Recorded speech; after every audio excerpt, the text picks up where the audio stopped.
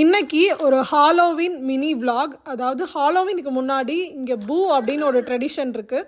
அதில் என்ன பண்ணுவாங்கன்னா, ஒரு ஹாலோவின் பேக்கில் வந்து குட்டி குட்டியாக கிஃப்ட்ஸு, அந்த குழந்தைங்க யாராச்சும் வீட்டில் இருந்தாங்க அப்படின்னா அவங்க ஏஜுக்கு தகுந்த மாதிரி கிஃப்ட்ஸ் வச்சு அவங்க வீட்டு வாசலில் போய் வச்சுட்டு வந்துடுவாங்க. ஸோ யார் வச்சாலாம் தெரியாது, அந்த குழந்தைங்களுக்கு அது ஒரு சர்ப்ரைஸாக இருக்கும். அது மாதிரி வந்து நாங்கள் வந்து எங்கள் பக்கத்தில் ஒரு அமெரிக்கன் ஃபேமிலி இருக்காங்க, அவங்களுக்கு வந்து பண்ணலான்னு சொல்லிட்டு தான் வாங்கி வச்சுருக்கோம். மோஸ்ட்லி வந்து ஹாலோவின் ரிலேட்டடாக தான் இருக்கும். நாங்கள் வந்து அந்த பொண்ணுக்கு ப்ளூயி பிடிக்குன்றனால ப்ளூயும் வாங்கியிருந்தோம். அப்புறம் இது வந்து பார்த்திங்கன்னா ஹாலோவின் தீமில் பெயிண்டிங் செட்டு. அப்புறம் அந்த பொண்ணு வந்து 2.5 years தான் அது. ஸோ இமேஜின் இங்க்குன்னு ஒன்று இருக்கும். அதாவது இந்த மார்க்கர் வந்து இந்த பேப்பரில் மட்டும்தான் ரைட் பண்ணோன்னா கலர் கலராக வரும். ஸோ அது வந்து எங்களுக்கு ஒருத்தவங்க கொடுத்துருந்தாங்க. ஸோ அதனால் அதே மாதிரி ஒன்றும் வாங்கியிருக்கோம். நார்மலாக சின்ன சின்ன கேண்டீஸ் தான் வைப்பாங்க. நாங்கள் கிஸ்ஸஸ்லேருந்து ஒரு இந்த ஹாலோவின் தீம்லேயே வந்து ஒரு கேண்டி வாங்கி வச்சுருக்கோம், சாக்லேட்டு.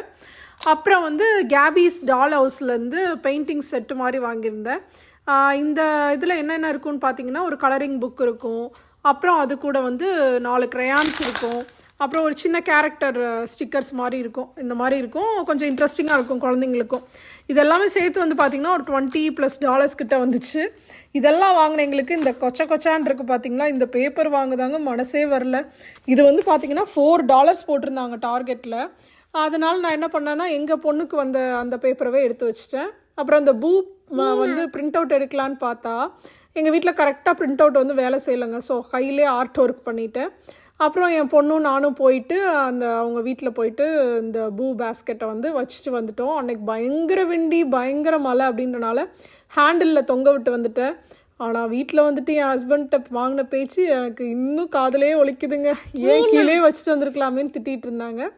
பட் நாங்கள் தொங்க விட்டுட்டு வந்துட்டோம். இன்னும் அவங்க பார்த்தாங்களா என்னன்றது தெரியல. இன்னொரு vlogல பார்க்குறேன். பாய்.